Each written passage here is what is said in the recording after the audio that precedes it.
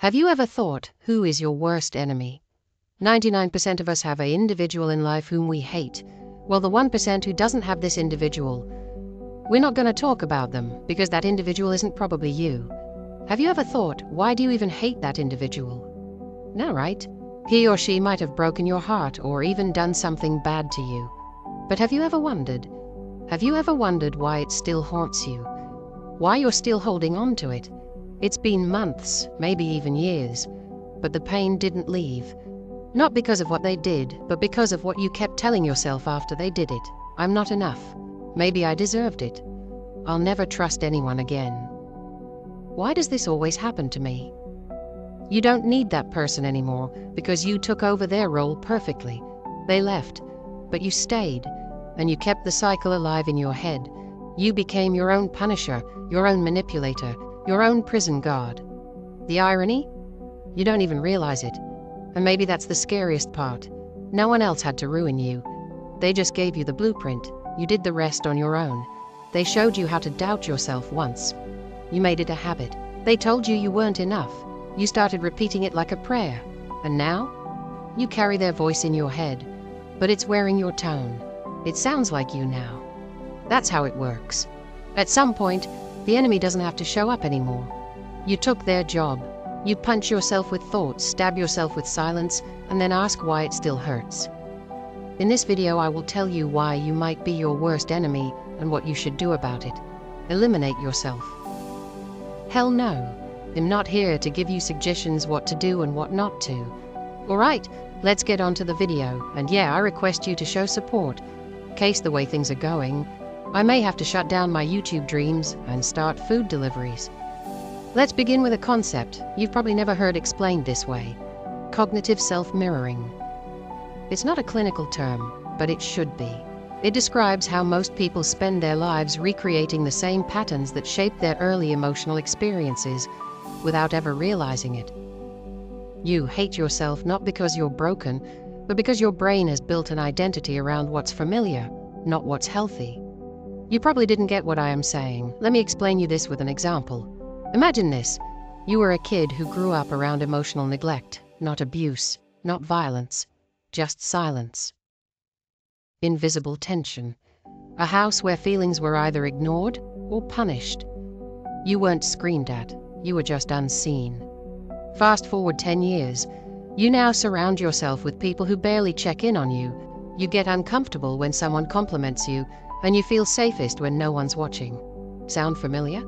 That's cognitive self-mirroring. You recreated the emotional atmosphere you were raised in, not because it's good for you, but because your brain calls it normal. Pain that's predictable always feels safer than joy that's unfamiliar. And here's the twist. You think you're making choices, but your brain is just following a script written before you knew how to think for yourself. Alright, if you still didn't understand, I can't help you close the video and sleep because your tiny brain couldn't comprehend this. But for those still awake, here's what really happens inside your head. You don't just relive old emotional patterns, you build a mental map of who you think you are. Psychologists call this a self-schema, basically the mental blueprint of your identity. Okay, let's get into this topic called self-schema. Self-schema is like the mental software your brain runs on to make sense of who you are. It's built from every memory, every experience, every word you ever heard about yourself, especially in childhood. Think of it like a filter. Everything you see, feel, or experience is sorted through this internal blueprint. If your self-schema says you're not good enough, your brain automatically focuses on evidence that confirms that and ignores anything that challenges it. This is called confirmation bias. But it's not just a random quirk. It's your brain's way of keeping you safe by maintaining consistency. Change is dangerous. If you suddenly started believing you're worthy or capable, your brain would scramble. It would throw warnings, anxiety, self-doubt, even sabotage. Because a stable self-schema is comfort, even if it's toxic. Okay, now to simplify this, let's get an example. Meet Pikachu. Imagine Pikachu grew up hearing, "You're just a small, weak Pokemon. You'll never be as strong as the others." Maybe it was from other Pokemon or even his own trainer's doubt. Over time, Pikachu's brain records that as fact. He doesn't question it because his self-schema says it's true. Now, every time Pikachu wins a battle or learns a new move, his brain rejects it. It whispers, "That was just luck," or "You got lucky this time."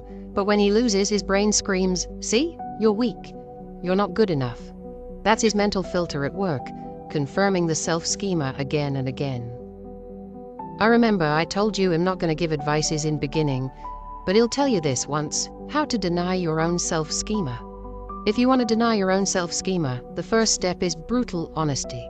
Not the fake "I'm fine" kind, the raw, uncomfortable truth about who you are right now, without excuses or illusions.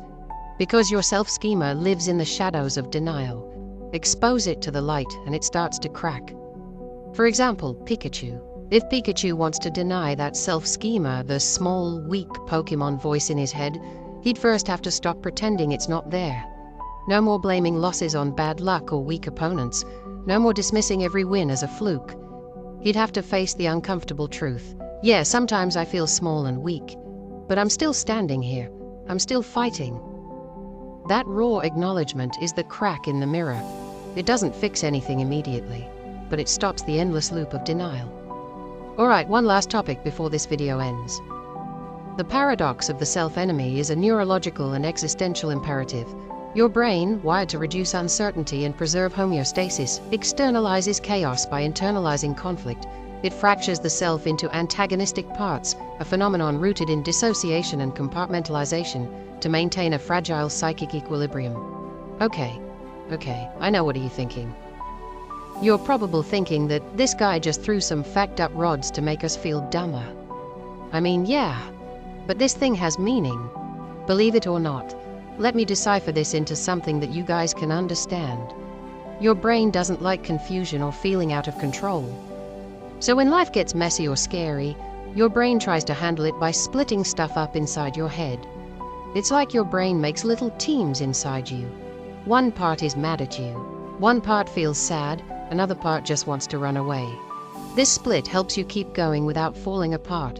It's like your brain's way of saying, "Okay, let's handle this mess one piece at a time so you don't freak out." But because these parts don't always get along, you end up fighting yourself. So yeah, your brain is basically making a mini war inside you to keep you sane. Crazy, right? Let's give a Pikachu example. Imagine Pikachu in the middle of a battle. One part of him says, "Run, this is too hard, I can't win." Another part shouts, "No way, we gotta keep fighting." And maybe a third part is like, "I'm scared, I don't want to get hurt." So this mini war inside Pikachu is actually a survival strategy. Messy, painful, but necessary. But here's the catch. This war never really ends. The parts inside Pikachu's head will keep arguing. The fear, the doubt, the fight. Because that's how his brain keeps him safe and sane. The real question isn't how to stop the war. It's how long Pikachu can keep living with this constant battle inside, and what he's willing to sacrifice to hold on to it. Because sometimes the fiercest enemy isn't out there. It's the one sitting quietly inside your own mind. So this is it. We ourselves are our biggest enemy, and we can do nothing about it except keep calm and suppress the noises and do what's ethically correct. Alright then guys, time to leave. Hope you all weren't too bored off this video. Even I got bored editing this shit. But you know, YouTube, I gotta start getting money or else I'll be enemy of my parents. Please don't forget to subscribe and like the video.